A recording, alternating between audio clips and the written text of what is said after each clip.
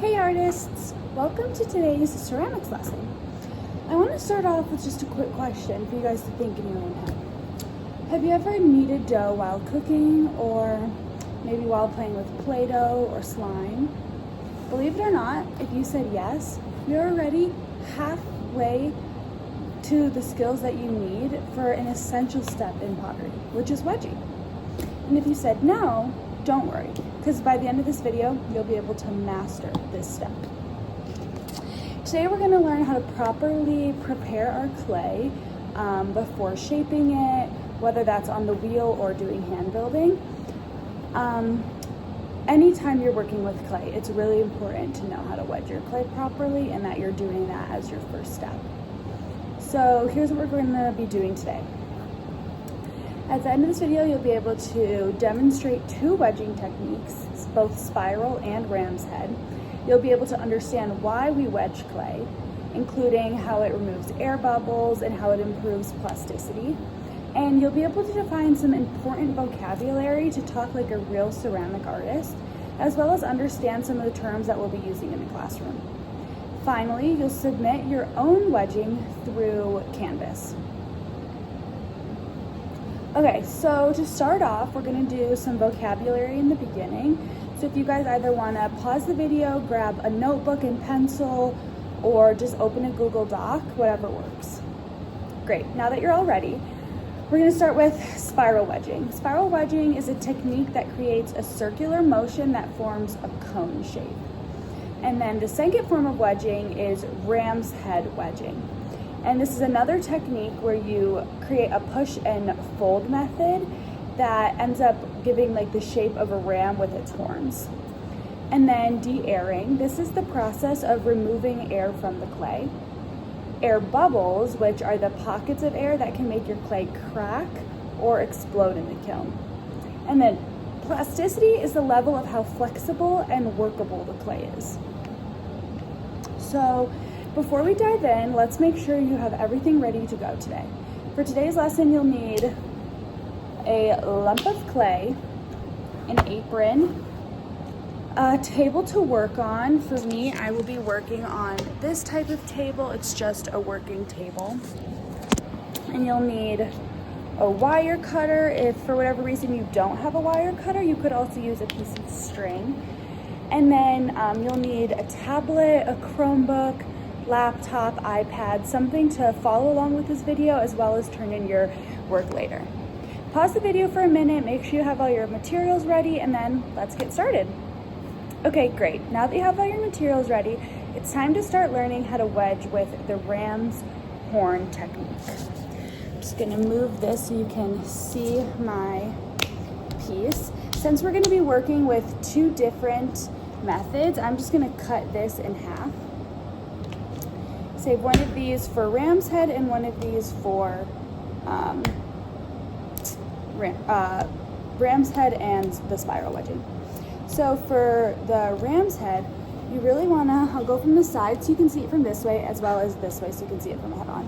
You really wanna push, fold, push, fold, push, fold, push, fold, push, fold. So from this side, you're going push, fold, push, fold, push, fold, push, fold, push, fold.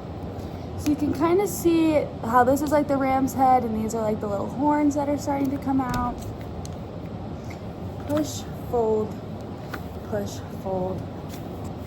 And then you really just want to keep repeating that method.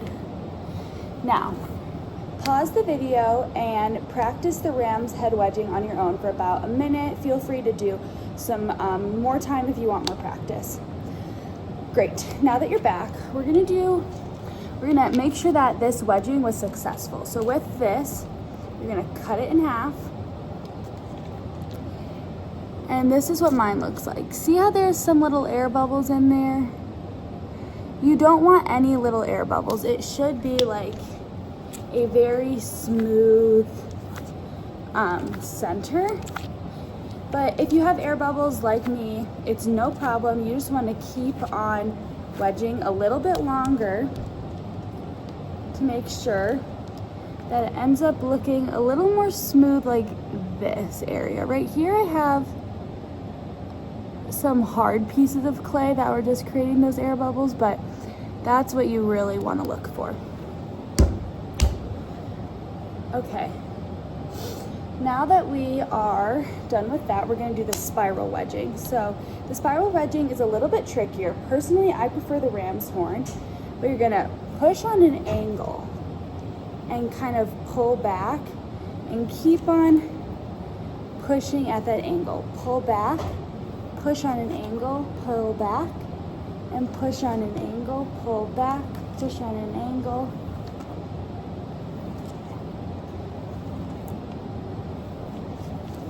And it should create this kind of like cone shape like this. And then why don't you guys give that a try and then come back when you're done doing that. And we'll do the same cutting technique like so to check for any air bubbles. Great. Now that you're back, I hope that went well and you've started to figure out which one kind of works better for you personally. So now we're going to talk a little bit about why we wedge our clay. So it first of all helps to kind of warm up our hands, our wrists, since we're going to be using a lot of that muscle strength on the wheel or any type of clay building. But it also removes air bubbles, which this helps for your piece not explode in the kiln, ruining not only your piece but other pieces around it. And it evens out the moisture so your clay has like a consistent texture. And then it also improves plasticity so the clay is easier to shape, mold, and throw. Bottom line, wedging prepares your clay for success. So now that you've had time to try both methods, I want you to go back over and do both the methods a little bit more. Take a picture of your clay as a whole before you cut it in half with the wire cutter, as well as after the wire cutter, so we can check for any air bubbles that you might have had. And then submit those 2 photos on Canvas. If you have a Chromebook, you can use Google Chrome, and if you have iOS, you're gonna wanna use Safari. Send me an email if you need any help uploading those, but basically you'll just, you want a photo of the wedged piece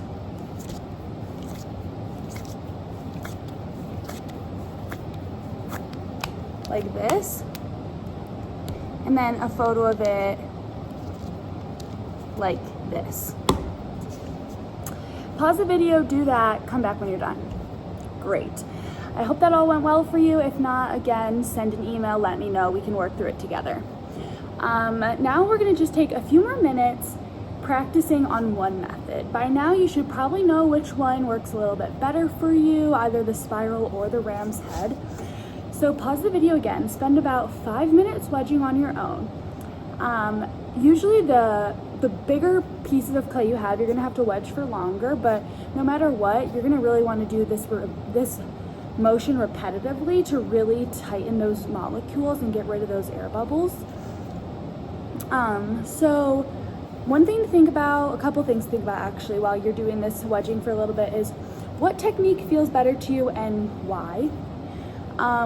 Why does the clay feel different after a few minutes of wedging versus after you first got it out? Is it a little easier to movement, maybe a little bit harder? Think about that. And then just remember, there's no better method. It's really just based on preference. They both work equally well. Great, now that you're back, I hope you've really been able to hone in on your skills, and there's just gonna be an exit ticket in Canvas before you leave today. So you're gonna wanna go over to Canvas and complete the exit ticket assignment. It has 3 questions. I'll read them out loud for you now. The first one is, what is one reason we wedge clay before using it? The second is, which wedging technique do you prefer and why? And the third is, what can happen if we don't wedge our clay? And one thing, if you guys want a little extra practice or really want to advance this skill, you can go look at examples on YouTube of professional pottery artists wedging their clay. You can find your own, or I'll attach a couple in the link below. And just jot down a couple things you notice or maybe you learned, and that could help you a lot in your own wedging practice. I just want to let you guys off with the thought that even though wedging looks simple, it is one of the most important things you can do in working with clay to make sure it survives the kiln.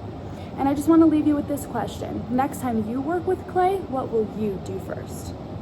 Thanks for learning with me today, and I can't wait to see your submissions. Don't forget to email me with any questions or concerns.